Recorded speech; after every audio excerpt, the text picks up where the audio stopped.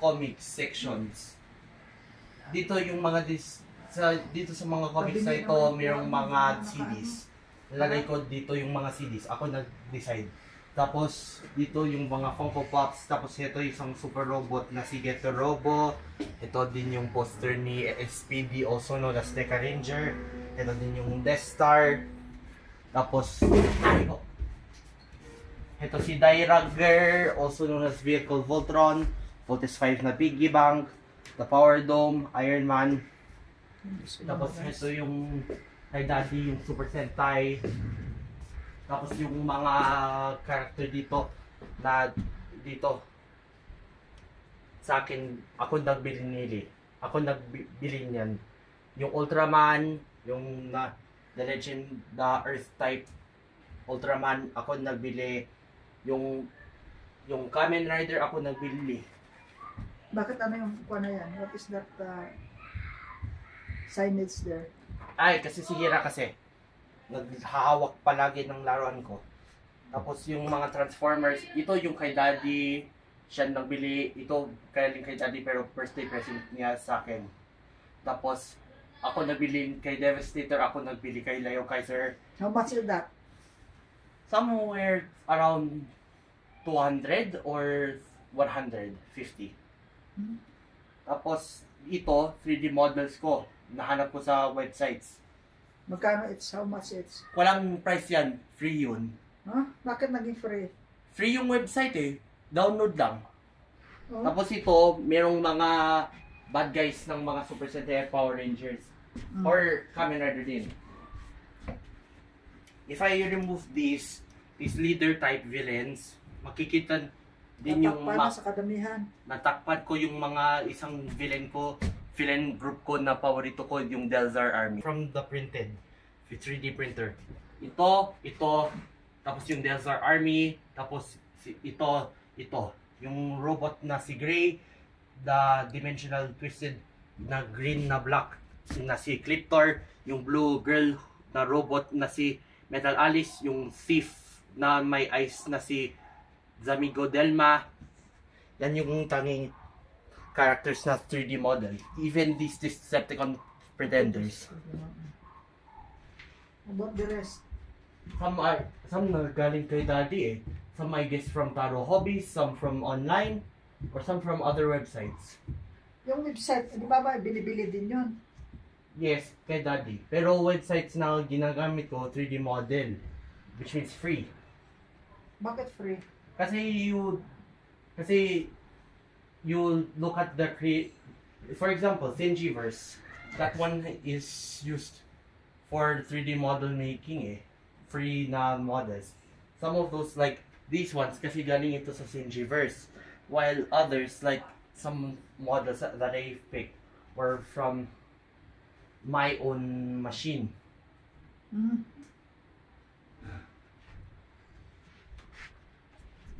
Di ba sa store din yung binibili mga yan? Yes. Kung lucky kami. Si Daddy, ito, alam ko galing sa Taro Hobbies eh. Walang bayad? Bayad. Expensive daw, sabi ni Daddy. Oh. Mostly around 4,000, 3,200, 2,000 or 1,000. Or more, pero mainly 2,000 or 1,000. So ano gagawin sa mga laruan na yan? Hindi ko alam sa kanya pero sa akin gusto ko magawa ng museum.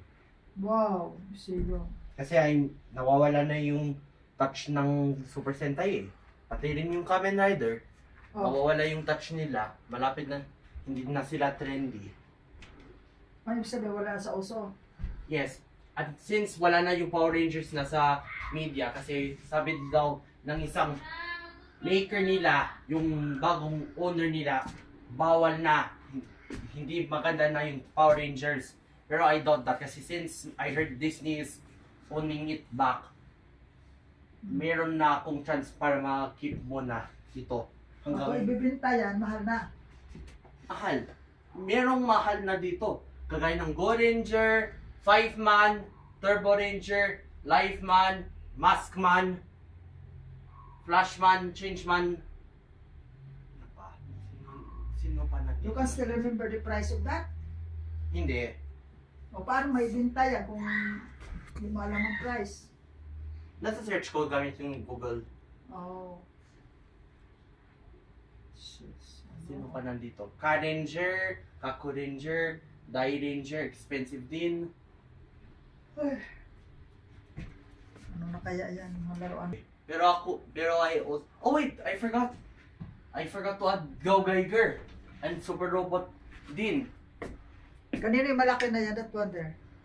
Daddy? Yes. And din si dating memorial person na matay na hero, na totoong hero na namatay, si Tommy Oliver, also known as Jason David Franks. Bakit mo na-memorize mga yan? Yung mga characters lang at robots nila. Pero alam ko yung merong secret hidden values sa mga ito. Pero ito, I think that you will sell this very expensively kasi since patay na si Tommy Oliver, also known as Jason David Franks. So kung patay pala, mahal na. Yes, kagaya ng mask doon sa Maskman. Ni Red Mask. Ang mga pangalan? Hindi ko alam, pero meron akong memorya dito sa utak ko na pinakita niya sa akin si Bioman, si Maskman. Pero ako, na-discover. Yan, mga ano mga yan? Super Sentai din. Super Sentai, Super Sentai, Super Sentai. Pero ito, Super Robot. Ano pa naman? Isang hero na nagtatalo sa mga kalaban na demonyo.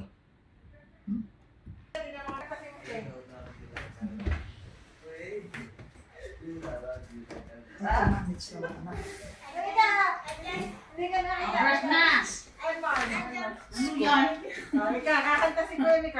Nahihilo na ako sa mga laruan na yan, mga robot.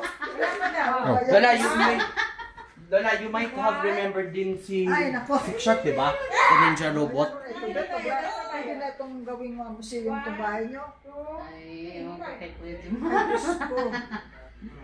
Ano ba yan? Yan ang plano nila. 1, 2, 3. Kanta ka muna. 1, 2, 3. Wait, why does... Wait, Lola said you fought? Yes, kanta ka na. 1, 2, 3. Wait. They don't love you like I love you. They don't love you like I love you. Nah.